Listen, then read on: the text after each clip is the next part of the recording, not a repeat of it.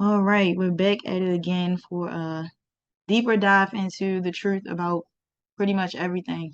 I try to include as much stuff as possible in here. First, I want to say thank you for joining me tonight. I hope you watch the replays on YouTube. If you haven't, you definitely should go check them out.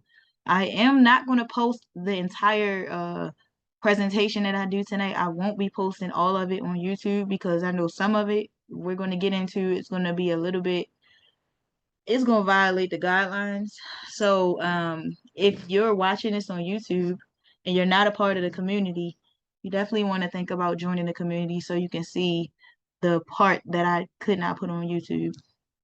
Also, so that you can be in an environment with like-minded individuals who are lovers of truth and seeking freedom. All right. So tonight, before I begin, like last week and the week prior, I have to get your consent to know that you're ready to go deeper down the rabbit hole. So, can we all agree that we've been lied to? Everybody should be saying yes. And Yep. before we Yes. begin, yes. Yes. Yes. Okay. Absolutely. And before we begin, I want to know if you guys are ready to go down the rabbit hole even deeper. If you are, then unmute yourself and say, I'm ready. I'm I'm ready. ready. I'm ready. I'm ready. Ready. Ready. Ready.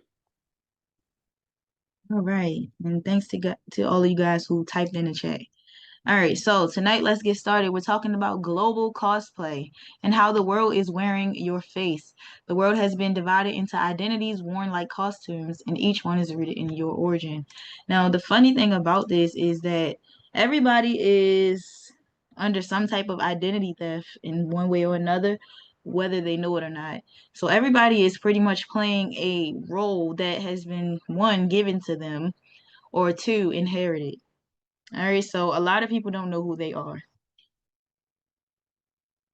Let's talk about the Egyptians. Today, it's claimed by Arabs and modern Egyptians. It's displayed as light-skinned desert royalty and sold to the world via Hollywood and textbooks. But the original Kemtians, however you say that, Kemtians, had blue-black skin, coiled hair, broad features, used melanin science, water codes, and solar power, and left murals matching the American South, Nile, and Mississippi Valley tribes. They called you a Hotep hotel clerk to erase the fact that you once built temples aligned with Sirius. I was talking about Sirius on a video that I talked when I talked about Harry Potter. I put that on my YouTube. If you haven't checked that video out, go check it out. Watch it to the end. It's only like 5 minutes long, but basically I'm breaking down Sirius and how the whole time in their movies they're telling you um, they're leaving breadcrumbs because they know everybody. Like I say, it's universal law, right? So they have to tell you what they're doing before they do it. And even if they tell you where it hits you subconsciously, it doesn't matter. They have done, what's permitted by spiritual law. So they're good. Um, so as long as they tell you, they do it in a clever way, and you consent without realizing that's what you did. Let's talk about the Hebrews. Today, it's claimed by Europeans, also known as Ashkenazi Jews, who speak Yiddish, not Hebrew, control global finance under a stolen covenant, and wear religious garb that imitates Moorish priesthood. But the original Hebrews walked barefoot in the Americas and Canaan, practiced tribal law, fasting, and music as prayer, and left clues in Gullah, Geechee, Creole, and Hebrew Latin tongue mixes. You aren't cosplaying Hebrew, they are. So every time that you have, like, I know when I was Christian, when I got to a point in Christianity where it didn't make sense and I started digging really deep, I ended up being on the side of the Hebrew Israelites. And it's a lot of intelligent people on that side. It's just they are stuck. A lot of people get stuck in these levels of this game because every game, like I call this life a game. Every game has levels, and each level is a way that you're going to ascend. A lot of people get into these levels and identify with the levels so deep that they get stuck and they never find the actual truth, which is you are everything and everything is you. Yes, you've been this. Yes, you've been that. Yes, you've been that. All right. So, like, when people try to gaslight you and make it seem like you have an identity crisis, or something like that. It's just like, do you realize that you didn't live this one life? Do you realize that? A lot of people don't. because they're stuck in this religious mindset. And that's all done by design. The Moors today are claimed by North Africans as their national legacy, commercialized through hotel brands and secret societies, seen in symbols on United States court buildings and fraternal orders. But the original Moors were dark-skinned, wool-haired navigators, ruled Spain and Portugal for 700 plus years, and created mathematics, astronomy, architecture, and law. You're not acting Moorish. You are the descendants of the court mathematicians, or yeah, and map makers and seafaring sages. All right, and the pictures that I have here are what they say these people are today. Okay, this is what the face of them are for today. The Indians. Okay, today claimed by some Siberian migrants, reclassified as Native Americans, given reservations, casinos, and federal recognition, and used to front a false identity to erase yours. But the original Americans were copper toned with African and Semitic features, used mound tech, water irrigation, and sky rituals, lived from Nova Scotia to Brazil before colonization existed. You are not pretending to be Indian, they are pretending not to be you. Okay? So they are the pretenders. We are not. Also, um, everybody is not mixed with African, but there are a number of us who are. And that's specifically because the Moors, the African Moors, which were the true Europeans, they would travel back and forth. And of course, mating was always a thing within the different royal lines because everybody had royalty to some degree or another. The Muslims today are claimed by Arabs with colonial ties to Mecca, backed by oil dynasties and Western banking alliances, and used as global power structure under false lineage. But the original Muslims, however you want to say it, followed natural law, lunar codes, and divine order, blended science with soul, built Timbuktu, traded across oceans, and mixed Arabic with indigenous languages long before Islam became institutionalized. You are not just a convert, you were among the first to align prayer with celestial math. So again, you've lived several lifetimes and think about this. The body is just a vessel that you're using. The soul has a mission. If the soul does not meet its mission by the time that this body expires, then guess what? You got to come back and you got to do it again. So when they tell you that you only live once and they come up with little funny like little things like YOLO, you only live once, right? They're just tricking you out of your spot. They tell you that they don't know what death is like. They can't calculate it. Bullshit. They know what it's about. They've calculated. They've done things. They know more than they're leading you to believe. Also, with all of this like new AI and stuff that's coming out that people is thinking is so state of the art, none of this is real to them. They've had access to this technology for a very long time. It's just now they're giving the common folk access to what they want them to have. So it's just spoon feeding them small amounts of this technology. The technology is way more advanced than what we're being given. So, yeah. The Christians today are claimed by Rome, used to justify slavery, war, and empire, and packaged as white saviorism. But the true Christ vibration was black, was tribal, black, not in the sense of like the skin or anything was black in the sense of where the essence, the true essence is from. Okay. In the Bible in Genesis at the beginning, it said that uh it was dark and the darkness hovered above the waters, the face of the waters. So it's basically telling you that everything comes from the source and the source is nothing and everything at the same time. So it's the darkness, the triple blackness. That's the black flame that doesn't go out, and that's the soul. Everybody doesn't have that though. But what's tribal was anti-empire, came through your mother lines because of the mitochondria. Only your mother can pass mitochondria down, your father cannot. So when they tell you that you are your father's child, that's a lie. They literally have a saying that says mama's baby, daddy's maybe. It's literally telling you that the mother knows her child, the father possibly couldn't be the father. Meaning that in a deeper stance of it or sense of it, and this is all scientific, true science, not pseudoscience, but the children get the mitochondria, which is the powerhouse for their cells from their mother. Okay, so you are your mother's child. But it came through the mother lines, your suffering and your resurrection. Your grandmother sang hymn, the universe, in tongues before missionaries could even read. So Christianity was put onto us. You're not confused, you're remembering. Look at this here. Showing you how every nation started off dark-skinned with features that you would see in a so-called black person. So the first one is a Russian, okay? These are 3D models of bones that they found once they put them together and put them in like a machine analysis and stuff like that. But this is a Russian person, all right? Sangir man. This is an Asian person, an original Asian Peking man. As you can see, remember I told you that Asians have the highest number of Neanderthal DNA. Oh, here you go. The Peking man was Neanderthal. All right. Cheddar man in England. Okay. And then you have Grimaldi man in Italy. You have the Romanian man remains here. And then you have Lucia, the Native American or original American woman that was discovered in South America. So in every continent, it all started with dark skin. And as you can see, as y'all can see, the skin is not like super dark. It's like a copper color, like they said, right? They call you delusional because because you say you're Indian, you say you're Hebrew, you say you're Moor, you say you're Egyptian, you say you're chosen. You know why? Because you are all of them. You carry the consciousness of every empire you ever built and is waking up now. They're terrified because you are multidimensional and don't need paperwork to know who you are. But the paperwork is a plus.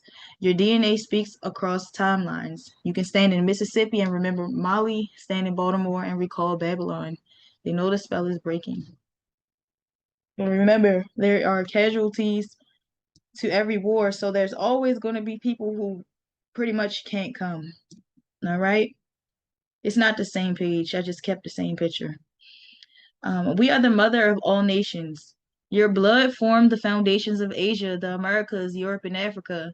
Was mixed, stolen, colonized, hybridized, and still it sings.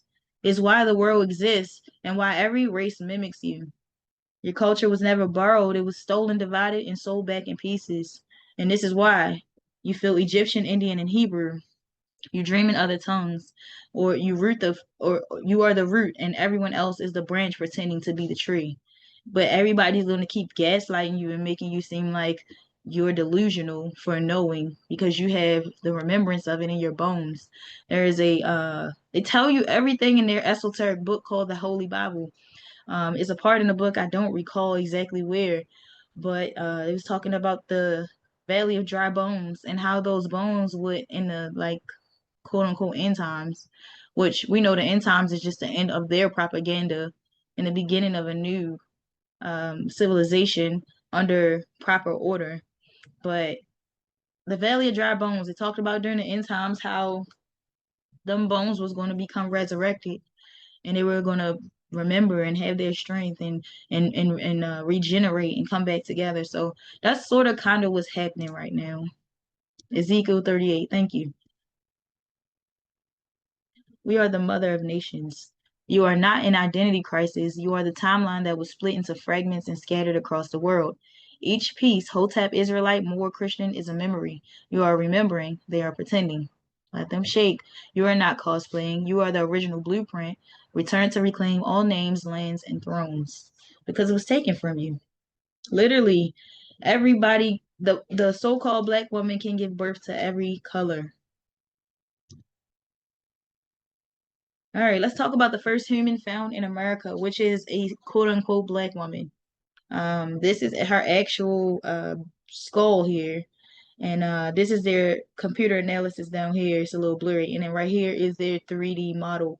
And I had this same 3D model on that other picture from the other slide. Also, this is an original dark-skinned woman. She has a lot of melanin. She has so much melanin that she's almost blue purple.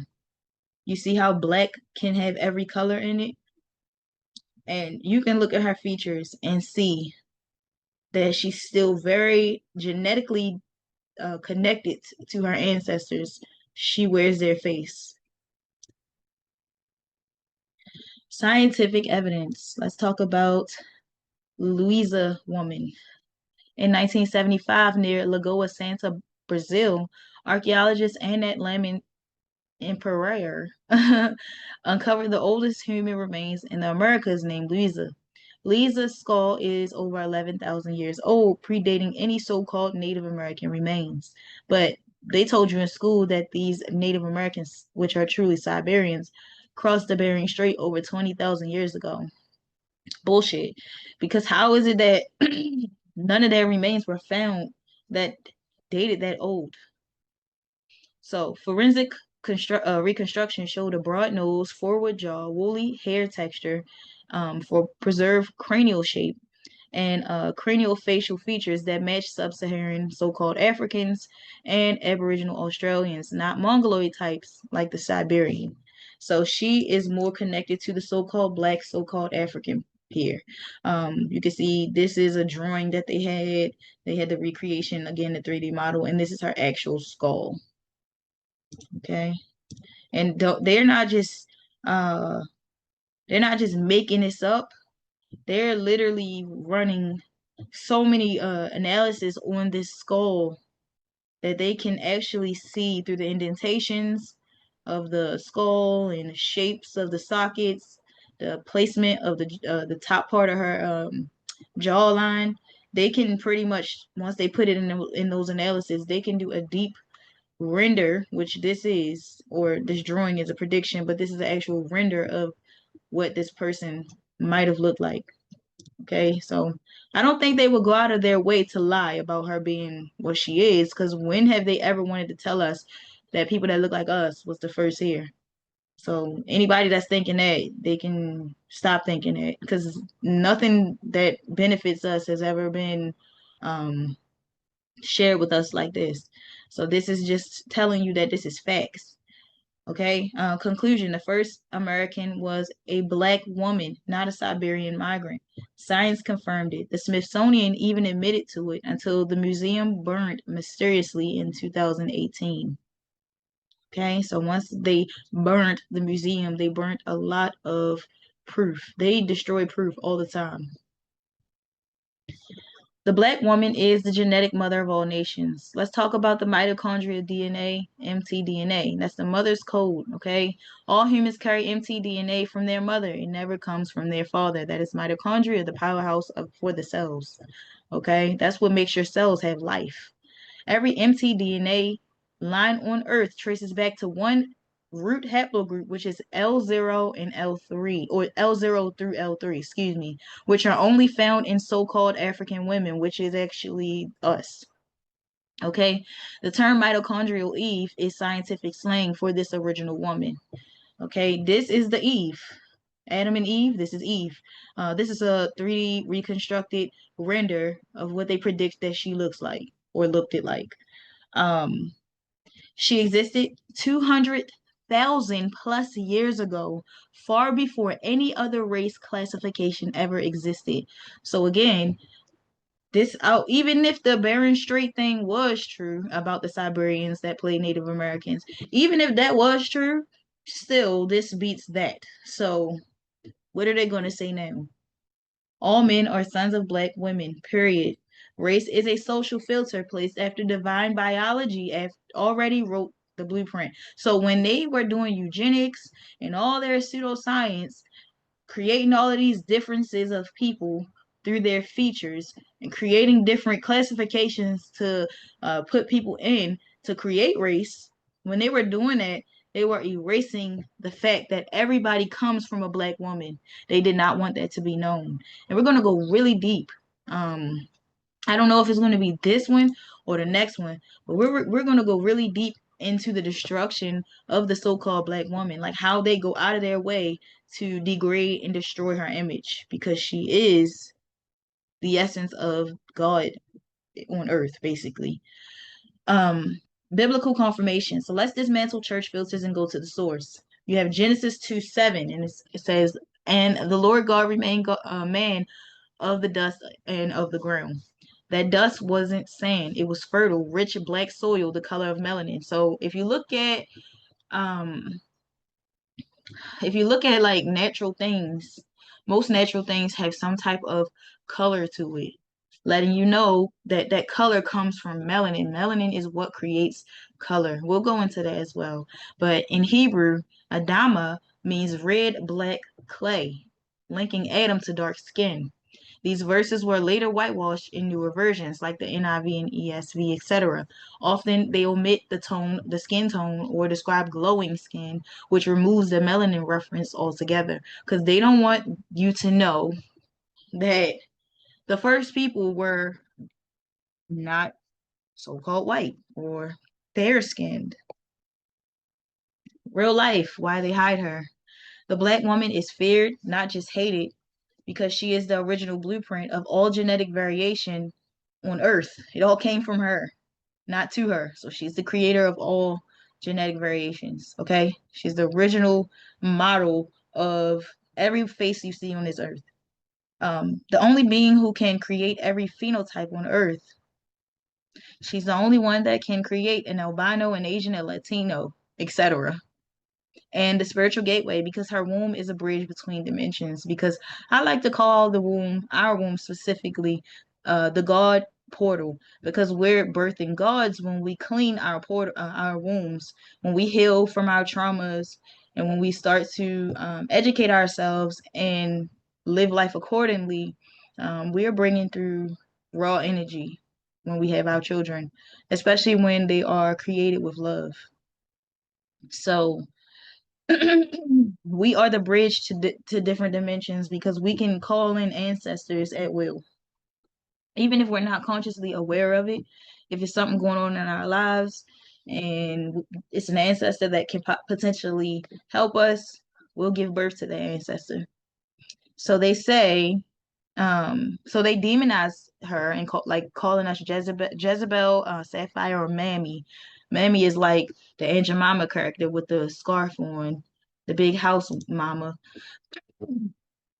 They would erase us, or they have erased us in statues, textbooks, and art. So it's so much art depicting beautiful, royal, wealthy, so-called black women, but we don't get displayed that art here in America unless you actually go search for it.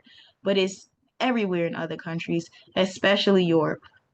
They have a lot of original uh, photos of beautiful, wealthy, royal, so-called black women. They also replaced her by making Eve white in all the paintings, the same way they did with Adam and Jesus himself. And they controlled her through welfare, abortion, sterilization campaigns. Welfare was originally supposed to be for the so-called white women when their husbands were deployed. So they're all fighting in a war, and it was supposed to sustain them while their husbands were gone. But eventually, it got weaponized and turned into something where the black woman would rely on the government and kick her man out so she could mess up the family. And once you separate the family, um, you pretty much can manipulate the woman's mind to do what you want her to do because her counterpart is no longer um, in the presence of the home to kind of like balance out our women. You know how us women are overly emotional sometimes with our thoughts. Um, that is the importance of having a counterpart, which is the masculine energy, who can kind of like bring in some logic and make stuff make a little more sense. So, knowing that the black woman is so highly powerful, it is very easy to corrupt our energy when we don't understand it. And so that's kind of what they do. Because the return of the black divine feminine means the collapse of the artificial order. Literally, the so-called black woman is supposed to be in rulership. She's supposed to run her household. I don't believe in gender roles, first and foremost, because I understand the only reason why we go by gender is because we're in these bodies, which are just vessels for us to move about here. But it's not necessarily who you are. You might carry a more feminine essence or a more masculine essence or both, whatever. You're supposed to have both because you have both in you. But um, I don't believe in the man is supposed to do this and the woman is supposed to do that. I believe in complete balance when you are in a household where there's both parents and children. I feel like we all can play a role, in create balance, harmony. I don't believe in all of that stuff they be talking about on them podcasts.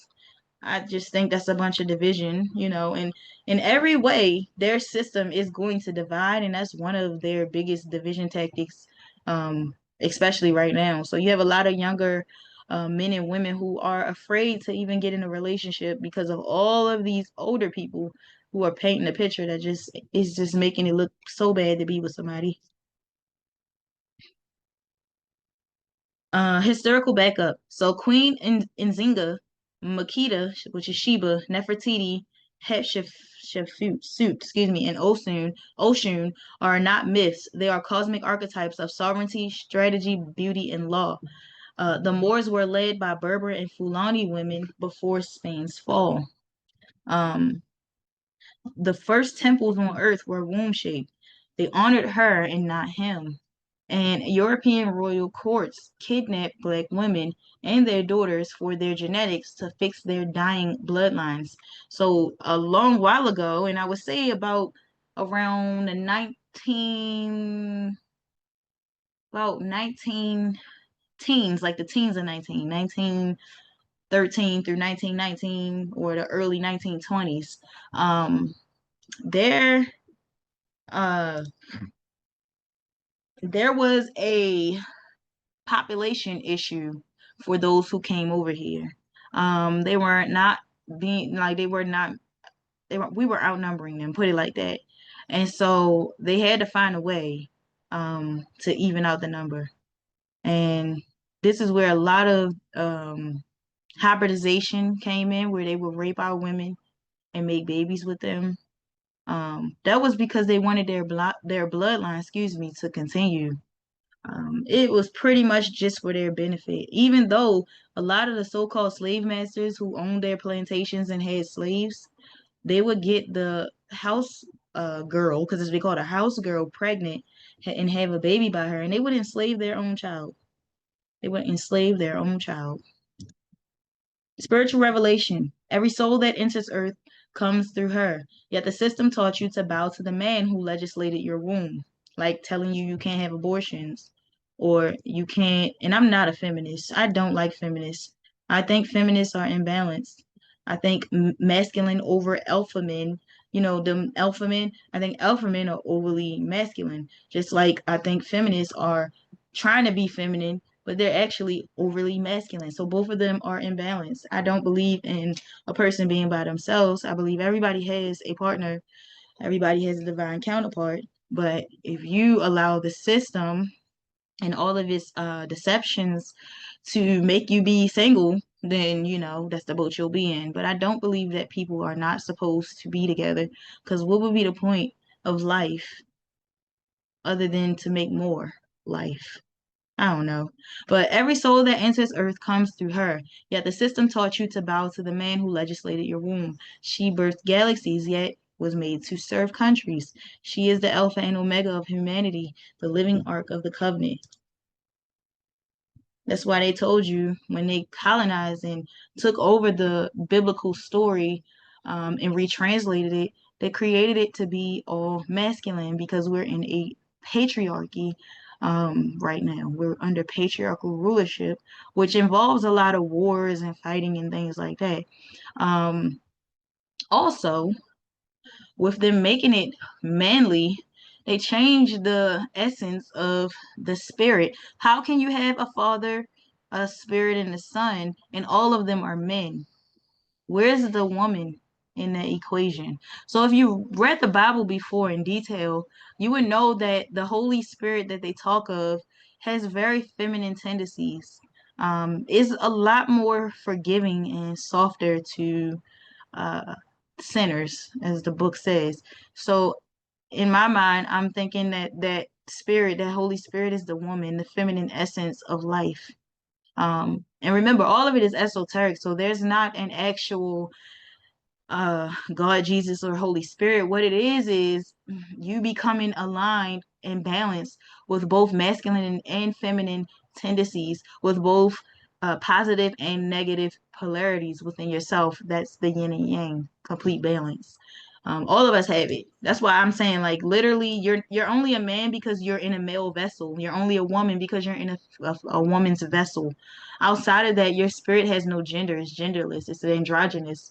So we both have masculine and feminine tendencies, but this patriarchal system teaches women that they have to be soft and working in the kitchen with dresses and heels on all day, and it teaches the men that they have to go out and work their fingers to the bones, literally, and get hurt on the job and die early because they worked their life away, when all of it is bullshit. It's all bullshit to keep their industrialized systems to keep you working a job and running in different loops to keep you trapped in their matrix.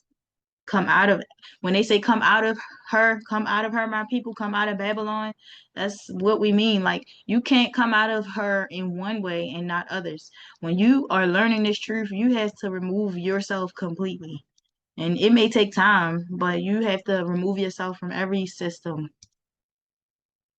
To know the truth of sovereignty, you must honor the source of human life, restore the rightful identity of the first woman, and reclaim the power that was stripped through science, religion, and statecraft. The Black woman is God, not by religion, but by biology, scripture, and cosmic law.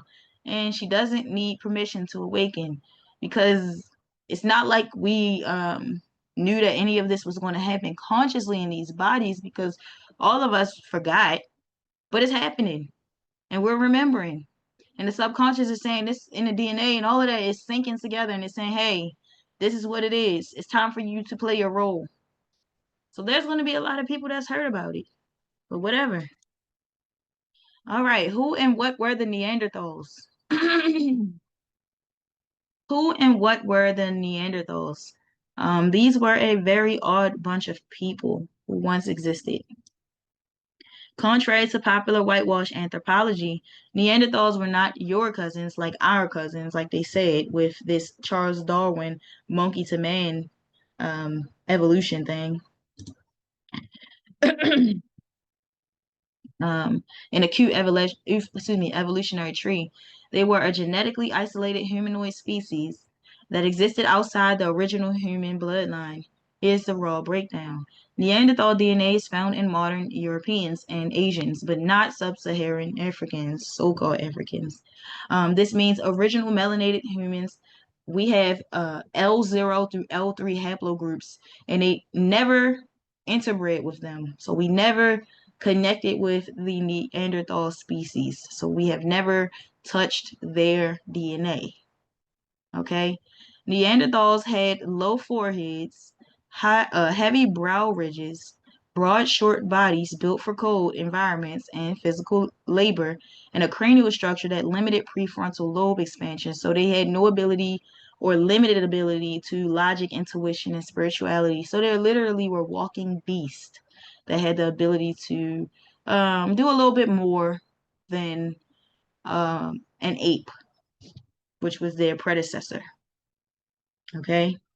So this is a kind of like a chart that they drew out to kind of like make sense of it.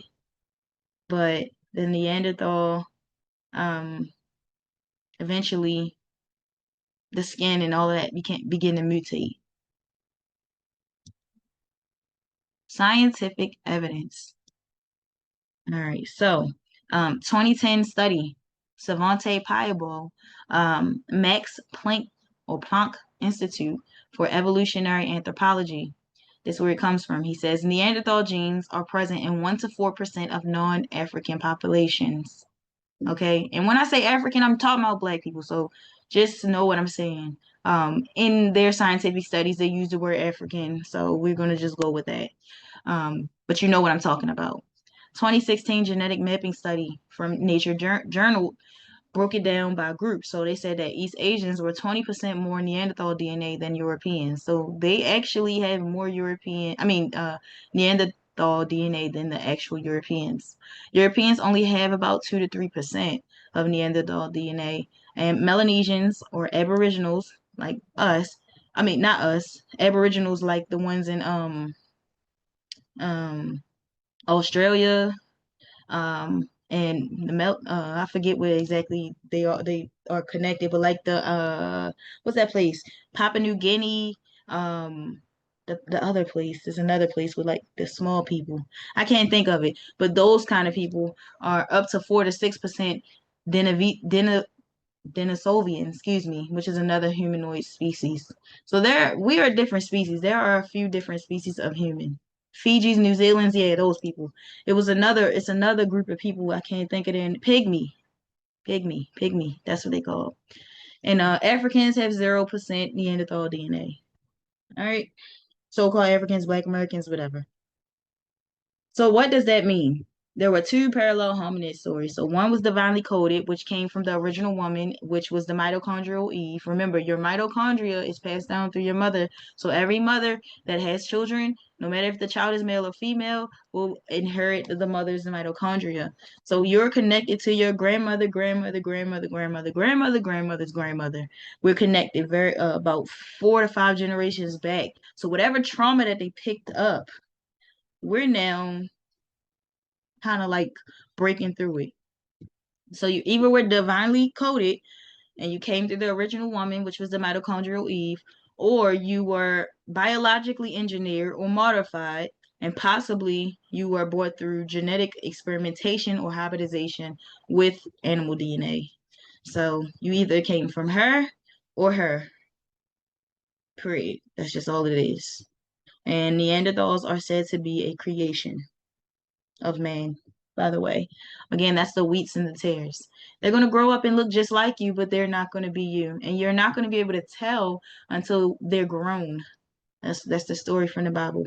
That's when we'll harvest the good ones. I mean, harvest the bad ones to keep them away from the good ones, or the other way around. So, were Neanderthals cloned? There is growing underground and quietly suppressed evidence that Neanderthals were birthed in subterranean Eurasia, which would be up in this area, up in the Caucasus Mountains near Russia, in between Georgia. Okay. Developed via mitochondrial manipulation using ape and humanoid materials. So they used female ape cells and human cells. Okay. Bred for survivability in harsh cold, brute labor, and low spiritual frequency, easily programmable. Why?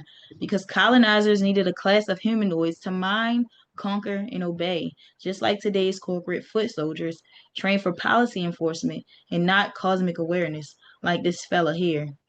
This here is a 3D render of skull that they found.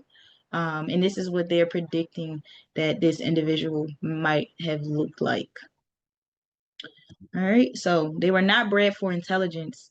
Neanderthal brain volume was large, but cognitive mapping was primitive. They had limited speech abilities. They had no Broca's region expansion like Homo sapiens. So the part of their brain that was responsible for actual, speech and sentence structure and all that kind of stuff, it wasn't there. So they did a lot of grunting. Tools were basic and redundant, and they buried their dead but left no spiritual text, cosmology, or advanced culture. That's because they were designed to serve, not lead, and they were muscle and not mind. And this is a skull of a Neanderthal that was discovered, and this is a 3D render of some artifacts, some bones that they found of a Neanderthal. And this is what they predicted the individual looked like.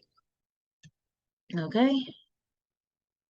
So who has Neanderthal DNA today? We're going to go over it again. So Northern Europeans have 2.2 to 2.8%. Southern Europeans have 1.5 to 2%. East Asians like China, Korea, and Japan have 2.5 to 2.3%.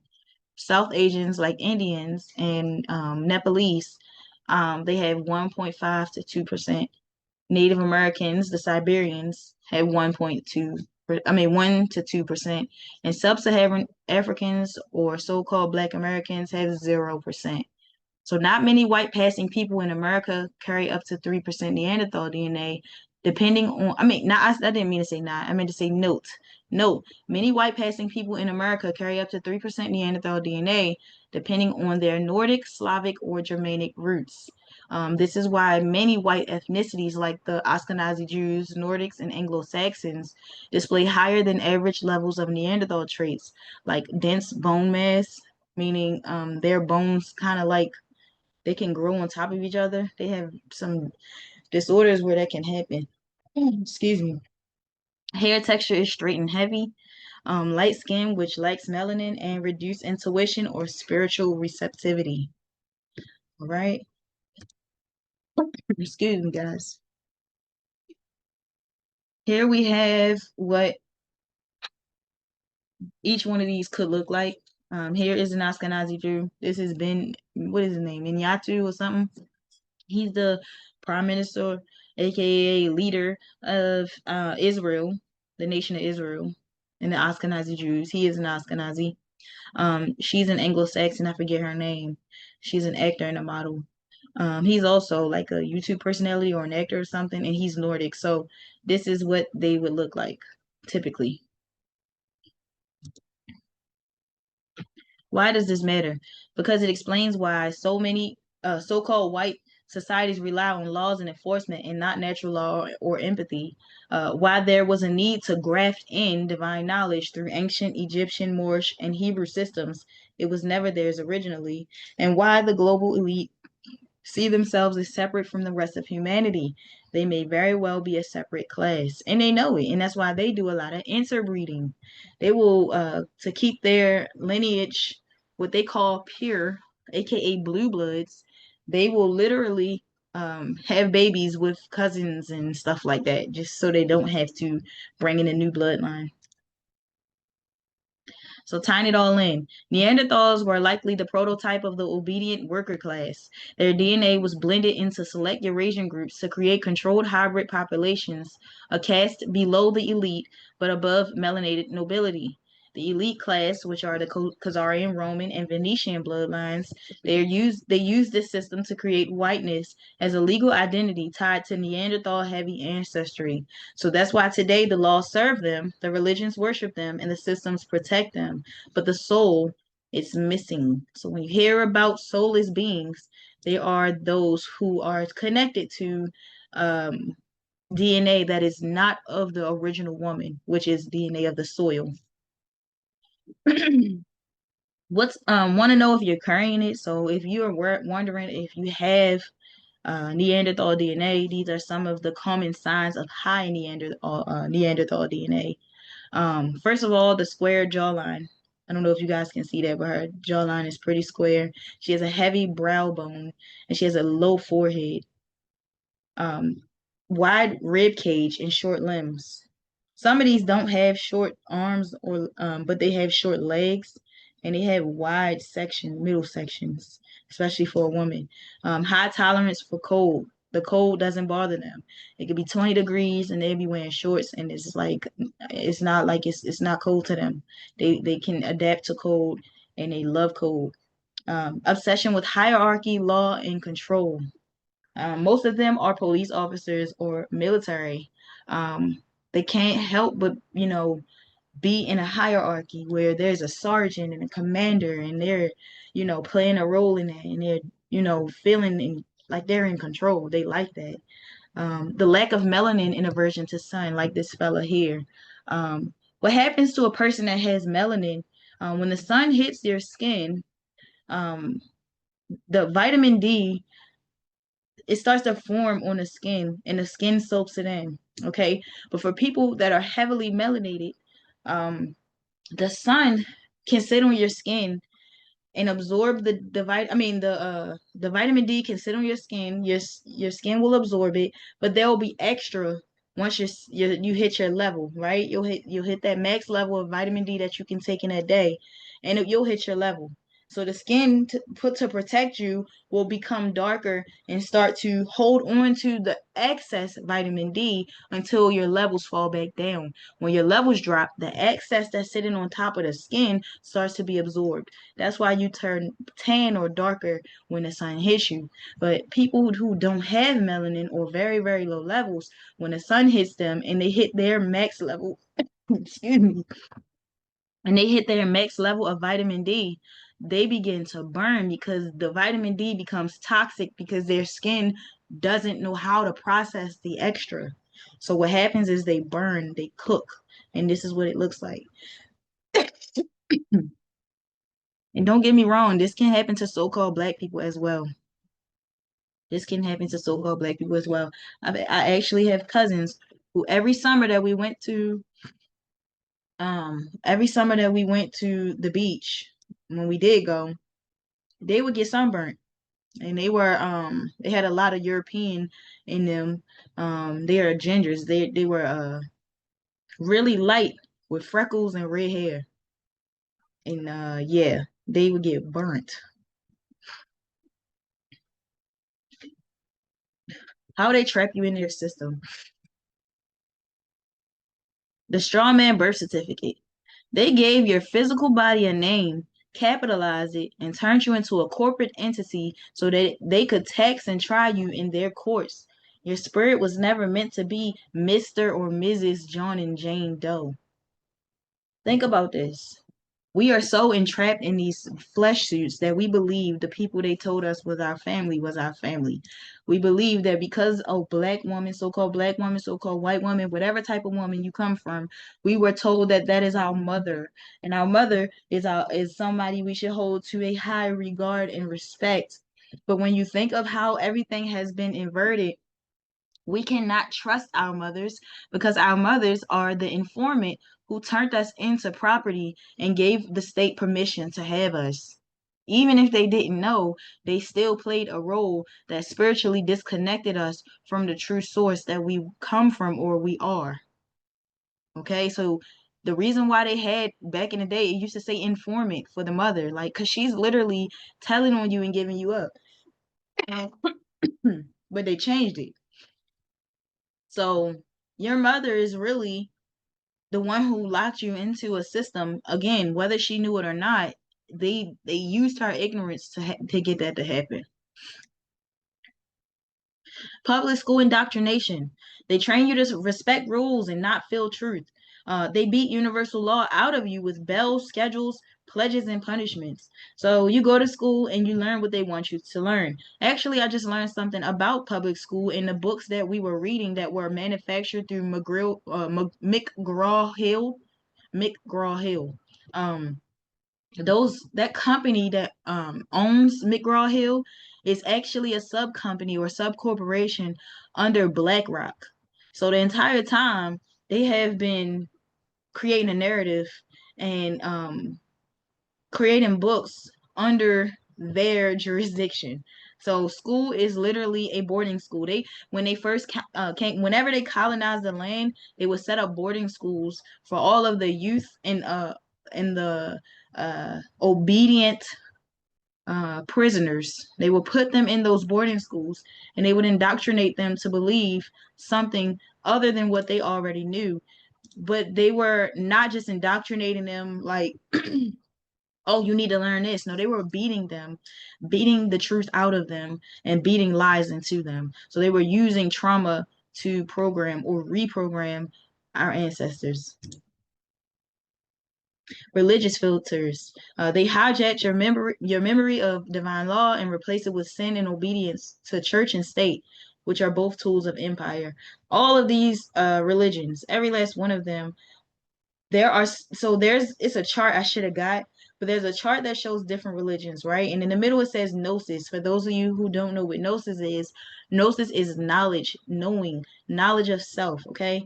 Now there are religions that are exoteric, meaning the belief is out of an entity outside of you, and there are some religions that are esoteric, which means the belief is inside of you. So some religions do teach you that everything is inside of you, but it's still not getting you, the raw, unfiltered truth. Gnosis, which a lot of people may know as Gnostic, is where you'll break through every one of those levels of indoctrination to actually find the truth within yourself. And it's just the knowledge of all. The knowledge of all. The knowledge of good and evil. The tree that the God of the Bible told Adam and Eve not to touch. He said, because if they ate it, they would become like God. So why wouldn't they want to eat it? Why would they want to be obedient to you? And you're giving them stipulations on their freedom. So legal complexity. The system was designed to be too complex for spiritual beings to navigate. Why? Because spiritual beings are meant to navigate. We're meant to dismantle and transcend it. They don't like that. All right, the insult to the Moorish mind. Moorish and other melanated sovereigns built global empires using cosmic law. They traded based on trust and not fiat. So your word was your bond. All right. Um, Land was kept in tribal stewardship and not deeds. Disputes resolved by elders and not judges, and power conferred by alignment and not elections. So the existence of man-made law written by cave dwellers and pirates enforced through guns and courts is more than just an injustice. It's a spiritual slander. They criminalize intuition, sovereignty, and cosmic memory, and they rewarded compliance to codes that mimic order but deny freedom because they are inverted. Okay? Everything they teach is inverted reality. That's why they say you living in the upside down. Why this matters now. This is why many melanated people break the law without knowing why. It's not instinctual. It's artificial. So our DNA knows that law is bullshit. Even if we are not, consciously aware of it, it's just so hard to drive the speed limit when 25 is freaking slow. I can understand that on a residential street, but on a regular street with street lights, I don't understand why you have to be limited to a speed that's unrealistic. Try to drive 25 miles per hour and you'll see how slow it is. Like, it's a bunch of bullshit. It's why we struggle to obey while others thrive in their robotic obedience. We're not meant to follow zombies. We're not controllable by nature. That's why they did so many abusive, traumatizing things to make us docile through fear. This is why, as a so called black person, you got to let fear go completely. It's not helping. Is why our children are labeled as learning disabled or troublemakers because they are not supposed to learn lies. So when our children get thrown into their indoctrination camps called schools, we get all of these reports back home. We get our children get put on conduct sheets and have to go through evaluations, psych evaluations to see if our children have learning disabilities. Then they tell you your child has ADHD or autism or something like that, and then they try to get you to medicate your child because every school gets a grant for every disabled child in the school, so they want to make the numbers higher. So just because your child cannot sit still because what they're teaching is bullshit and your child knows it's bullshit without understanding how to explain it, they're going to label your child so that they can get a check off your child. And you, unbeknownst to all of the bullshit that's going on in the back end, you just go take your child to the doctor. The doctor says, yeah, what they said is true. Go have an IEP meeting. Y'all come up with some type of plan, and your child gets put on medication and locked in a mental cage, and there's nothing wrong with them. It's nothing wrong with them. They're actually the ones who can see the truth.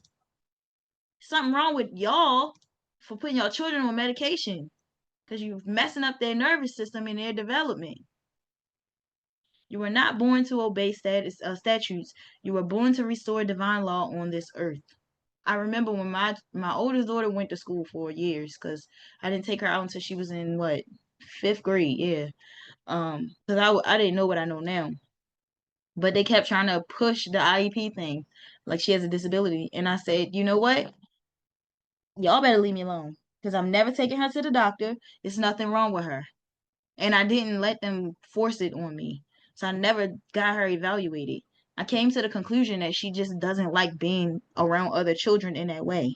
She doesn't like being in the classroom setting. She doesn't like being humiliated or harassed by a teacher when she gets the answer wrong. So I took her out of school.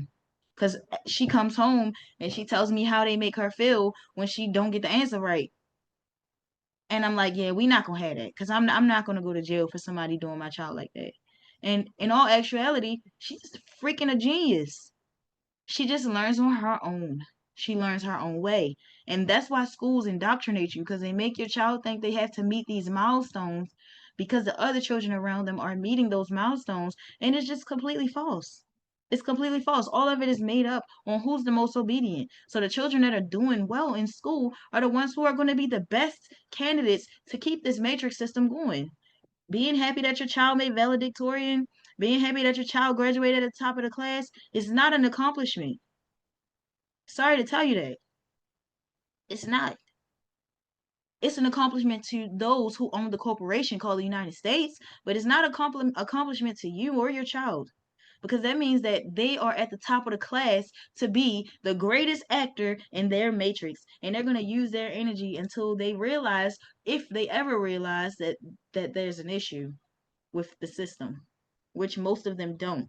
They go into college, and once you get into college and you actually go through all of the schooling and stuff, the little bit of brain you had left, it walks right out of your head because you just got totally programmed. They programmed you with what they wanted you to believe. College is dangerous. So, how to break the spell? Reclaim your inner compass. Your DNA remembers. Stop trying to perfect their system. You can't fix the matrix from within it. Know your status, correct your standing, and reclaim your name. Walk in the vibration of universal law. Speak truth, balance your exchanges, and honor divine rhythm. When you do that, you exit their spell and return to your role as cosmic administrator, not corporate consumer.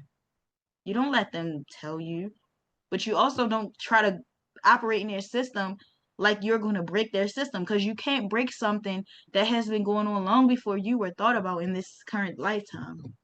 It's no need to try to fix something you didn't create. You just disconnect from it altogether.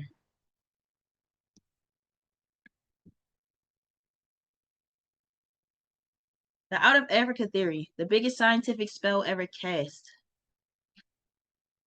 and how the transatlantic slave trade myth was already laid as the foundation. Understand the game. What is a theory? Or understanding the game. A theory is just that, a theory. It's a proposal, an idea, an attempt to explain observations. It's not fact, and it requires testing, evidence, and revision. But when institutions want control, they sell you a theory as a fact. And then once they tell the schools, once they get funded enough, they repeat it in schools. So they indoctrinate you with this theory as a fact and fund it based bias. And then they fund bias studies to push this theory as fact, and then they punish those who don't believe or agree.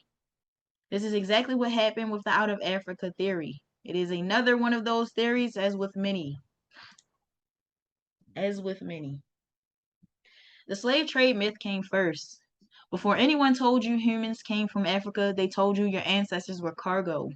You can't bring millions of people across shark-infested waters for months with no toilets, ventilation, or fresh food, and yet keep no ships intact. No bones, no chains, no hair, no rusted debris. All you have is pictures. You have clay, like what are they called? Like wax figures in museums. You just have a whole bunch of bullshit. The slave trade myth was spiritually identity theft, and then came the next part of the spell. They can find the remains of Egyptian artifacts. They can find the remains of the first ever human on Earth. They can find the remains of giants, because there were giants. They can find dinosaur remains. They can find the freaking Titanic, but they can't find none of the slave ships. Anybody that still believes that the slave trade is real, please leave me alone. I don't even want to debate with you. I don't want to talk to you. I just will allow you to believe what they told you, and it is what it is. In the 1500s to 1800s, during colonization, Europeans fabricated the transatlantic slave trade narrative to justify genocide, land theft, and forced labor. They needed a paper trail that said, these people aren't indigenous to the Americas, they're imported property. This is why they created cargo manifests, falsified bills of sale, and invented stories of mass ocean crossings that have zero physical evidence. Because they knew that if on paper there was no way to say that the land was claimless, then they knew they wouldn't be able to take it. So they had to create it in their paper system, a story, which is so ironic to what the system they have even in, is about, because they use ships to bring people. You use a vessel to bring them across the water. So it's basically them telling you through this birth certificate system, when you came through the waters of your mother, you became a vessel to their corporation. That's literally what the slave trade story is telling you. But people want to believe that this story is telling you something that is actual, that is factual. It's factual esoterically, because again, universal law requires that you tell the person or people that you're deceiving bits and pieces of truth They never said that you had to do it in a specific way. You could be clever and tell them a story that actually means something that they don't know and teach them a different way to interpret it. And it's still granted because they still consent to it by believing that the story was even real. So they're okay with being what we call prisoners of war or what we call hostages. Because I don't want to say that we're prisoners of war. I don't want to say that because that's after the plantation situation and our people got so-called freed from slavery, which was just them being workers on the plantation. Once that was over, the prisoner of war thing kind of not even it don't really apply. I feel like a better terminology would be mental hostages because they played a lot of mind games on the people after they so-called freed them. They did a lot of psychological programming to make people be how they are today. So I want to drop the prisoners of war thing and say psychological hostages because they play with our minds. They play with our minds. The out of Africa theory was invented to support the slave trade lie. So let's fast forward to the late 1800s, early 1900s. This is when Europe was in control of the global academia, archaeology, and science. So they were able to manipulate a lot of stuff. Okay, when you come in and you're conquering different lands, you have to create a hero story of those who actually conquered the land under bad things, what people will call like rape, pillage, and all of that. You have to create a story to make it seem like they are the heroes. So that's pretty much what they did. They pretty much said, okay, now that we have control, we have to rewrite history, and this history has to benefit us. So we have to make it seem like we discovered a land and we made friends with the ones we wanted to be there, which are the Native American Siberians. We got to create a story that gives us justification on paper as to why we were able to rule this land for the last 400, 500 years. Okay, so they erased the aboriginal origins of so-called black people in the Americas, Asia, Australia, Europe, and islands. And they did that so it can back up their earlier lie of imported Africans with scientific proof. So if we said that all life starts in Africa, everybody comes from Africa that has dark skin. Matter of fact, everybody in the whole world, including white people, comes from Africa. Then that throws away the fact that the other parts of the world were inhabited with people that had brown or dark skin. It takes that whole thing out the way. So then they can say, well, if everybody came from Africa, all life came from Africa, and then we imported some Africans from Africa and brought them to this land once we discovered it, then that gives them scientific proof for the bullshit that they're perpetuating over the people. So the out of Africa theory is birthed, popularized through Charles Darwin's evolutionary theory, which was in 1859, and Louis Leakey's work in Africa from 1930s to 1950s. So they all came together to create a massive lie. National Geographic and anthropology programs in the 1960s through 1980s, they use that as well. So they made Africa the universal womb of all humans, not to honor it, but to relocate all melanated peoples away from their indigenous homes and compress them into one continent for easier erasure. And this is why you have those so-called Native Americans, which are actually Siberians and others. So let's just say they're actually Asians, right? We have them talking shit, saying that we don't know what we're talking about and we come from Africa because they literally believe through the indoctrination that everybody's been through in the public school system and private school system, the school system in general and media. They believe that all black people in all life came from Africa. And if you're dark skin or brown skin, you came from Africa especially. So you're descendants of Africans. You came over here on a slave ship and you came in shackles and you came as a prisoner, well, as a slave. That's what they believe. The flaws they never want to address. Why are the oldest skulls found in the Americas? Louisa woman was found in Brazil, as we already talked about, and that dated back over 11,000 plus years ago. Remember, 200,000 years. And that was a black woman. Okay? America has ancient Olmec heads, pyramids, mounds, pre-Egypt. There are no boat wrecks, no chains, no preserved slave ships to support the scale of the trade. Again, this is Louisa, which was found in Brazil and South America. This is her skull, which you guys already saw. Even like pictures like this, guys, some of the stuff was fake. Some of the stuff was fake. Okay? How are there so many African phenotypes across Asia, Australia, the Pacific Islands, and the Americas? These are not descendants of slaves. They are root populations, original nations that predate Africa's colonial lines. Why do many tribes in America have no oral history of coming from Africa? Don't you think if we came from Africa, somebody's grandmother would have knew, and we would have been able to trace back our families? Wouldn't the Africans themselves want to call us back? Like, oh, my long lost family, come back. Like, wouldn't they want us back? Black Americans have tribal names, rituals, and languages tied to Turtle Island, North America, not West Africa. If you were really from Ghana or Benin, your ancestors would have passed down something more than enslaved suffering, right? Right? Wouldn't you be able to go back, trace back to some family member that had land in Africa somewhere? You'd be able to find them, right? Genetic studies are flawed and bought. Okay, so you can't believe them. Genetic databases exclude ancient American DNA, and that's by design. And again, I already talked about Ancestry and 23andMe and how they are entertainment-based tools. It's in their own disclaimers, which we went over at the beginning of this whole thing. They lump us into broad categories to confuse identity. So sub-Saharan, Bantu, African American, without specificity. However you say that word. Y'all know what I mean. There's no classification.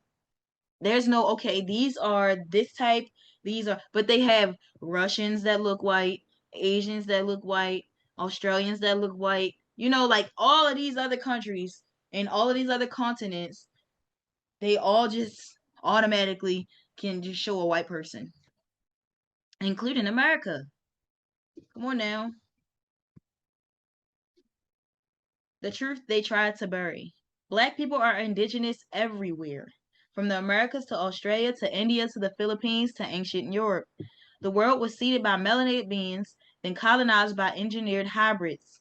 The out of Africa theory is a reverse engineering of identity theft designed to strip indigenous Americans of their land and tie them to a false homeland so that land is stolen, identity is erased, and reparations can be denied because y'all don't have a claim to the land.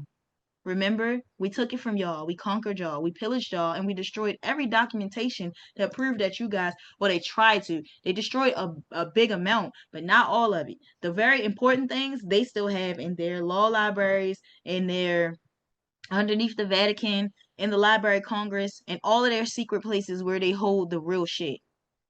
Just know that. So if you're one of those so-called black people who are rooting for reparations, throw that dream in the trash. It's never going to happen. One, because that will admit their wrongdoing, which they're not trying to do. And two, it's also never going to happen because why would you even want them to pay you a couple $1,000,000? How can that ever atone for what they've done, which is stolen land that doesn't belong to them and then redline us from being able to get the land that belongs to us? I don't forgive it. I'm not forgiving of that. What I'm going to do is I'm going to implode your system from the inside. First of all, I'm going to correct my status. I'm going to correct my children's status.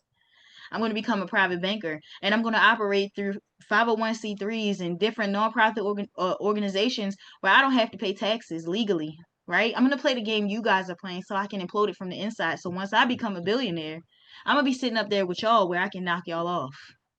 And you won't know it because I'm not going to do it loudly. You see what I'm saying? Why play their game the way they want you to play it when you can learn how to play it because there's so many different ways to play it and you can master it without even being loud about it. I don't want your reparations. I want my land.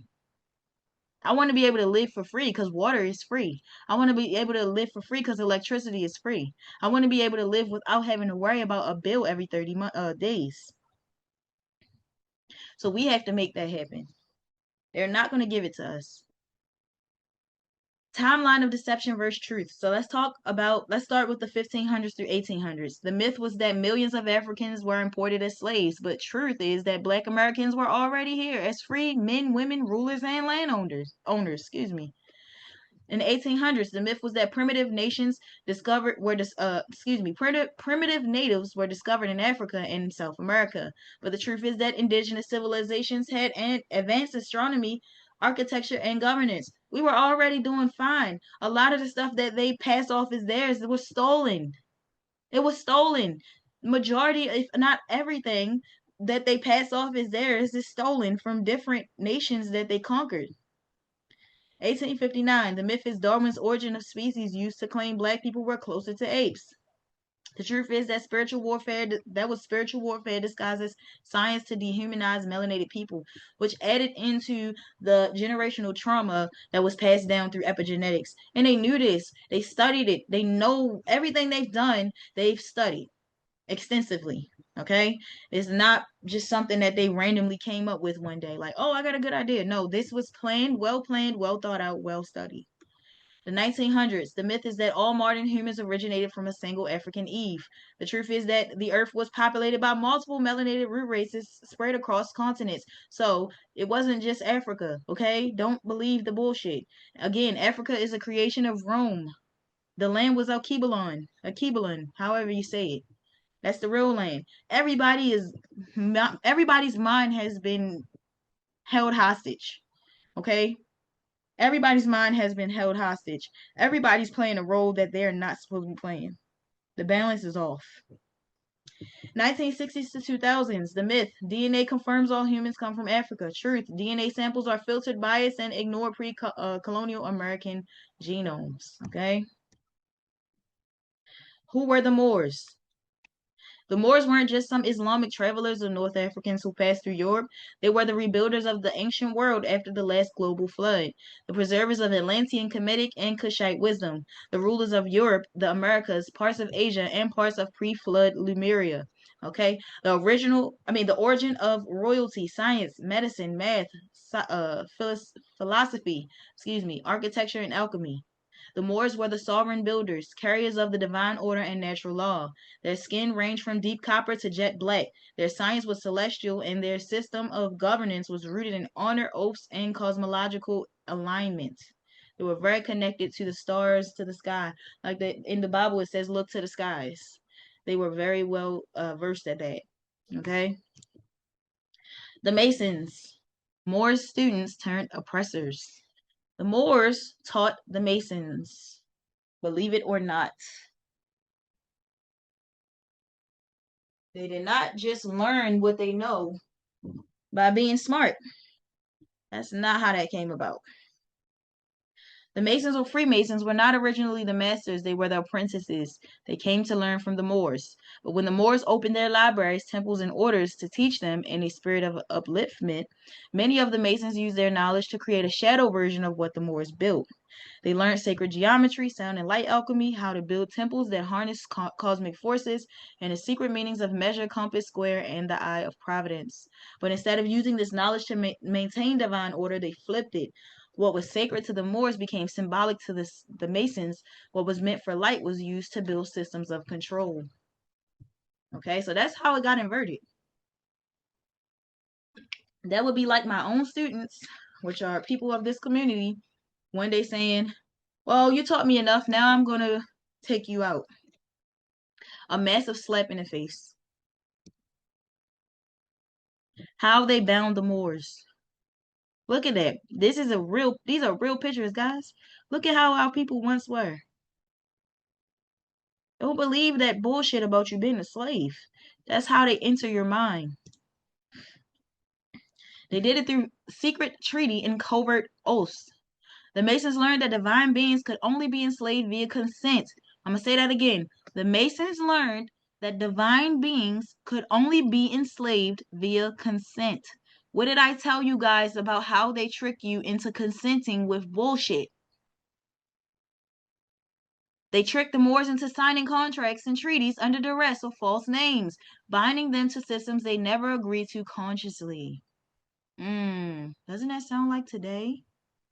They used legalese, doublespeak, and false jurisdiction. They created the doctrine of discovery in the Treaty of Verona to strip the sovereign status of Moorish bloodlines. They established corporations masquerading as countries like the United States, Inc.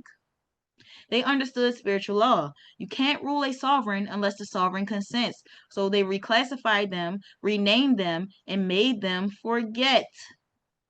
All of us have forgotten. And that's how we have been tricked into consenting with bullshit. It's literally that you consented, and your consent can be revoked, just like your signature. Your signature is your consent. You see how it all ties together? Through color of law and reclassification, they turned Moors into Negroes, black, coloreds, and African Americans. Each name stripped divine status and removed ancestral claim to land, trust, or legacy.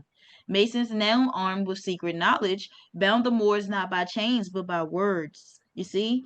Psychological hostages, not prisoners of war, not slaves. That's why they say he who defines you rules you. He who defines you rules you. So if he told you that you were black and you are saying, "Oh, I'm black. I'm black. I'm a black American. I'm a foundational black American." If you walking around and you saying that, guess what? You're consenting. So guess what? You're black in their system. And now they have control over you. And you're gonna go out and you're gonna sign contracts and you're gonna become a statistic and they're gonna eat it up because they don't have to do anything. This is a real picture here too, guys. I think it's from Spain or Brazil, South America somewhere. The fall of the Moors. The Moors fell when they mixed with too many foreign bloodlines who didn't share the sacred codes. They got too comfortable with sharing divine secrets. They allowed women and children to be used as leverage in spiritual wars, and they forgot the importance of gatekeeping sacred knowledge. That's why if you hear black people, so-called black people on TikTok or any type of social media platform, which I only have TikTok and YouTube, but I know there's videos of so-called black people saying that they're about to start gatekeeping because we let people in for too long. I respect that because it's true. We have to come to a point where the information that we have, it's shut off to certain people based off of ancestry, based off of DNA, and based off of history. Because what did they say history does? It repeats itself, right? So if it repeats itself and there are people that are connected to savage lines, which is not us, but people who go around the world and pillage, rape, and kill and conquer lands that don't belong to them and paint themselves to be the hero, what do you think is going to happen if you get back to that same comfort zone? Don't you think it's going to happen again? Don't you think that history will repeat itself?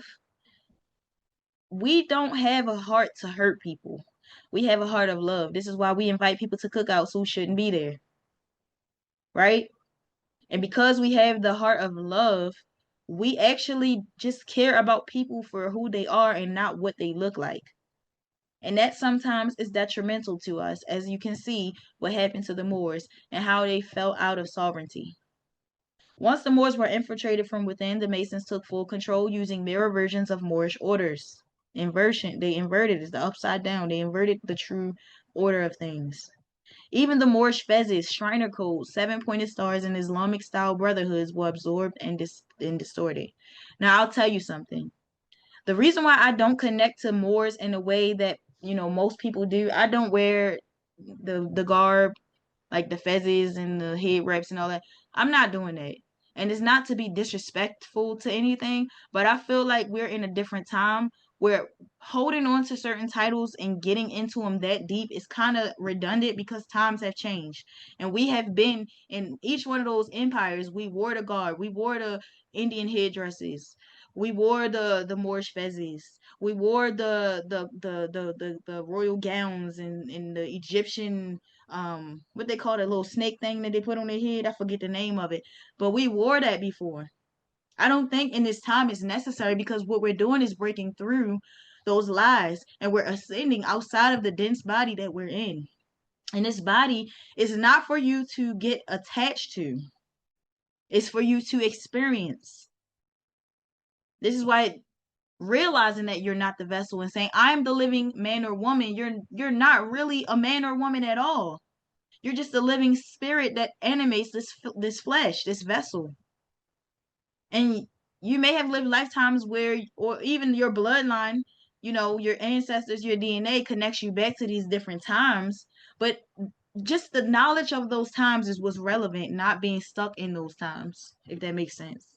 This is why I couldn't get with the Hebrew Israelite stuff. Like I said, when I came out of Christianity, I studied Christianity till I couldn't, nothing made sense in Christianity. The answers were not getting, and I had to go deeper. I got into the Hebrew Israelite stuff, and it was just like, I can't get caught in none of these because all of these are just a remembrance. This is a way for me to remember what our people once were, but we're not supposed to be there today. Okay? Modern day impact. Today, Masonic lodges are everywhere. Most people don't even realize they sit on ancient Moorish sites or intimate sacred rites once used to heal a sin or manifest. But here's the dagger. Moorish bloodlines still exist, and we carry dormant codes that disrupt Masonic spell work. That's why they fear us. That's why they suppress us. That's why they rebranded us. And that's why any Moorish family that awakes or wakes up to its divine status becomes a threat to the entire world order. Okay, and keep in mind there are still Moors who know they're Moors, but they merged in with the Masons so that they can, kind of like not get touched. They sell their people out, but they have immunity, diplomatic immunity. Purpose of the colonial Masons. It was to steal sovereignty through confusion and reclassification, to bind land and estate under corporations and trust they control, to use more science without acknowledgement to keep us mentally enslaved, to flip divine order into a control matrix of money, courts, and churches. They turned as above, so below into as below, so controlled. The reclamation.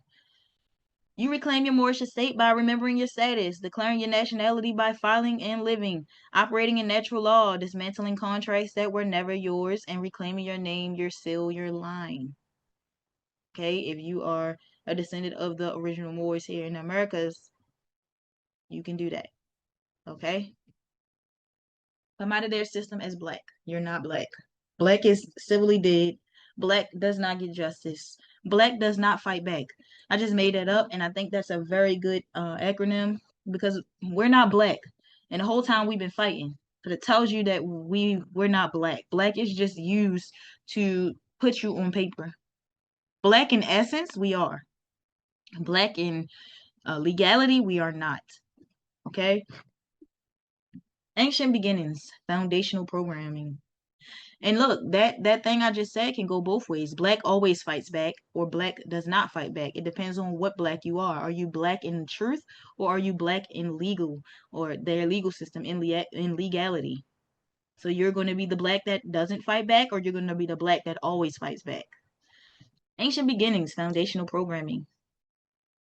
16th to 17th century Jesuit and Rosicrucian foundations. Tactic was to establish secret schools of alchemy and ritual with the explicit goal of controlling spiritual knowledge. The spiritual impact was that these cults constructed the earliest spiritual framework to weaken ancestral memory across nations. So the Jesuit and Rosicrucians were some of the first colonizers who established secret schools where they could teach their their descendants these esoteric knowledges and secrets. Remember, in the Bible, the God of the Bible told Adam and Eve not that they can eat from every tree in the garden except the tree of the knowledge of good and evil. If they ate from the tree of the knowledge of good and evil, they will surely die. But when they ate from it, they did not die. What happened was their eyes was open to all truth, which turned them into a god, like Lucifer or Satan, the serpent said. Well, you're not going to die if you eat from the tree. What's going to happen is you're going to be just like the God that told you not to eat from the tree. See, he told you not to eat from the tree because he didn't want you to be equal to him. He wanted to control you through fear. So he told you that if you ate from the tree that you would die. Okay? 1717, founding the Grand Lodge of England. All right, the ritual introduced public cornerstone laying, ceremonies using geometry, prayer, and blood oaths at public buildings like courts and universities. The tactic was created social why the foundation myths of colony and law. And the spiritual impact is that these buildings became power anchors, anchored in partial shadow and draining natural sacred white hot earth energy. Now, so for instance, like I'm for those of you who don't know, I say it a lot, but I'm from the city Baltimore in Maryland, right? Also Maryland, Virginia, Virgin Mary. Keep that in mind. But anyway, I'm from that small city, and in that city we have a lot of like Catholic churches just sitting there, like nobody goes to them. They're not really used or anything. They're just like, and they have like ancient things on them. Like they're built. You can tell they've been there for a long time.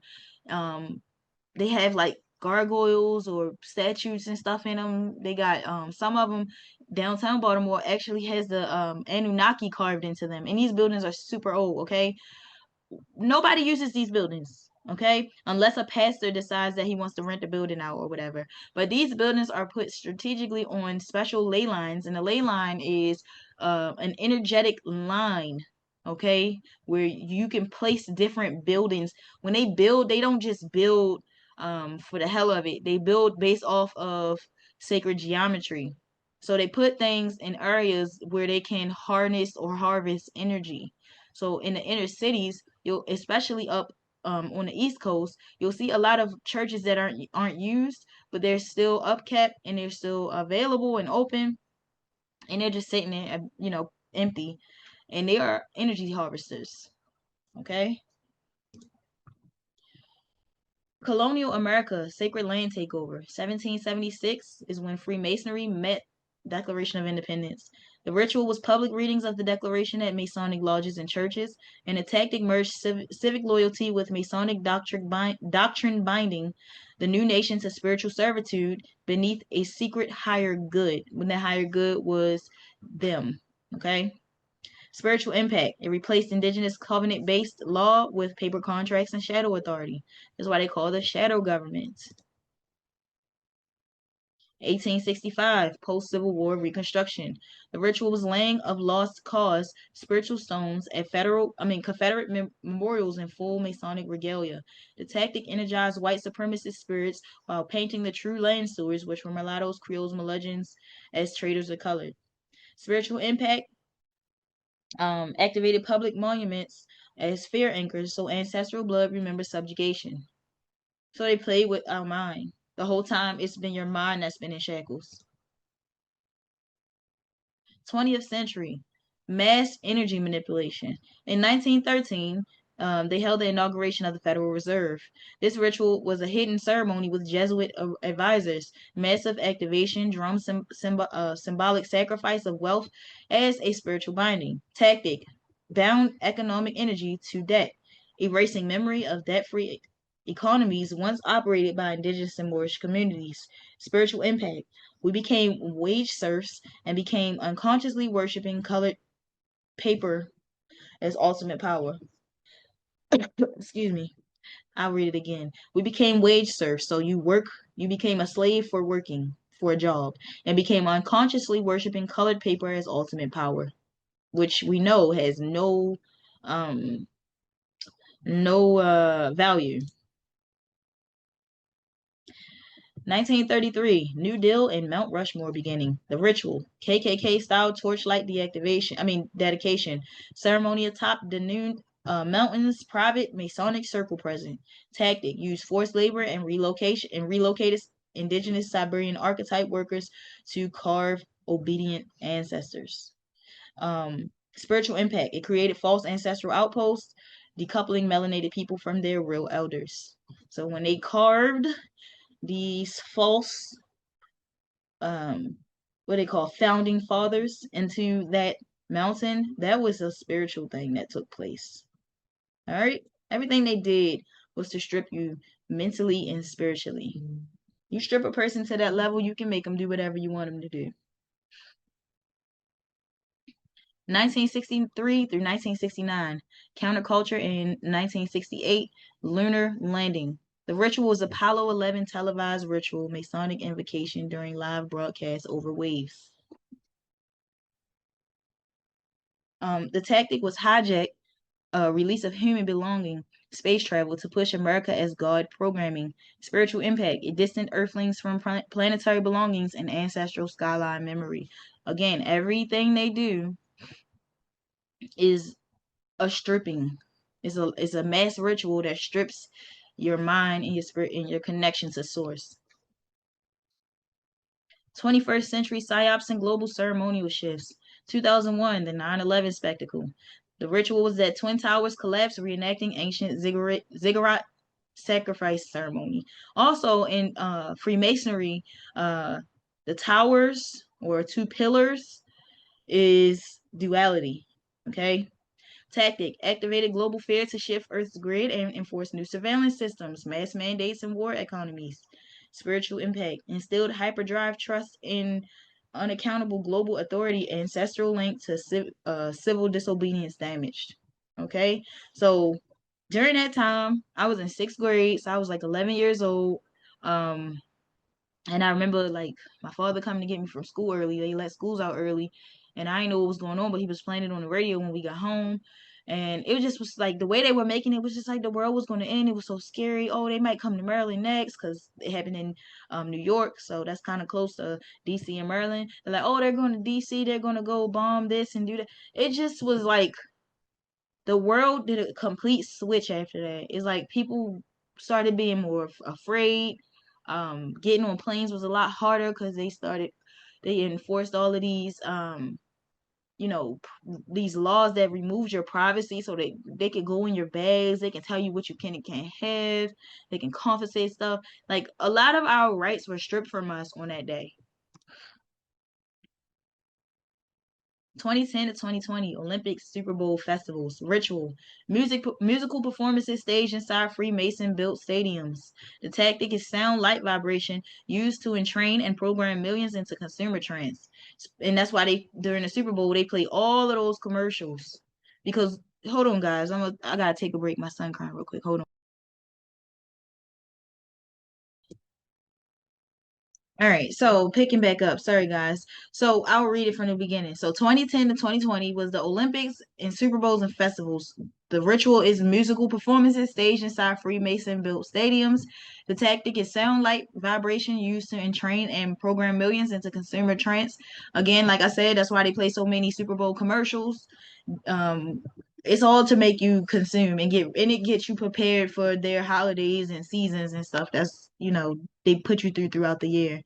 Um, Spiritual impact: it replaced original communal gatherings with hyper-sexualized, corporatized rituals like this one here. It literally, he's showing you, he's standing in between the American flag. He's letting you know he's owned by the corporations. Everything they do is symbolic. 2020 to 2025, COVID reset and digital identity push. The ritual: worldwide vaccination ceremonies, global lockdown coordinated with mass spiritual vow, by making you wear that mask. The tactic was synchronization of electronical control, biological tracking, cessation of group and prayer rituals. They didn't want people to be around each other during this time. What I believe happened is that a lot of the spells that they put us under were starting to break, and they knew it, and they tried to find a way to isolate us and put us in fear. And spiritual impact: established total reliance on tech interfaces, which is why everybody's online now. Block sync, even people who were probably told themselves they would never be on certain social media platforms, like myself. I told myself I'd never get on TikTok, but I didn't get on TikTok during 2020. I got in it way later. But still, we're being pushed to get on the internet more and more. Block synchronous collective energy and cut communion with natural law. Yes, somebody said something about the Travis Scott concert. Yes, that definitely was a ritual. Definitely. Um, if you ever wonder why certain events feel like psychic checkpoints, like they door knock the mind, trigger ancestral amnesia, or reset public self-awareness, now you know. They're not incidents. They are ceremonial activations designed to reinforce elitist dominance disconnect you from your natural sovereignty, and suppress your melanin-based cosmic heritage. Okay, so you won't remember. But we are waking. Our power is not in the buildings, the binary systems, or the paper contracts. Our power is in living law, not lifeless contracts, communion with earth, not cameras, and remembering who we are and always will be. The truth is going to remain the truth no matter who likes it. So we just got to stay true to ourselves by knowing who we are. We can't allow nobody to tell us anymore. Let's go a little bit deeper. Now, from this point on, this is probably where I'll cut it for YouTube. I'm not going to put this part on YouTube, okay? I'll probably put this part in the study sessions or the past study sessions course. I'll probably post it on Patreon. And I'll probably post maybe just those two. But I'm not gonna put this on YouTube because I know they're not gonna like what I'm gonna be saying from here on. So if you guys are ready to go a little deeper, let me know. Unmute yourself and let me know if y'all ready to go deeper. Yes, Let's please. go deeper. Yeah. Deeper, baby. Go I'm deeper. ready. Keep it going. All right, so let's get into it.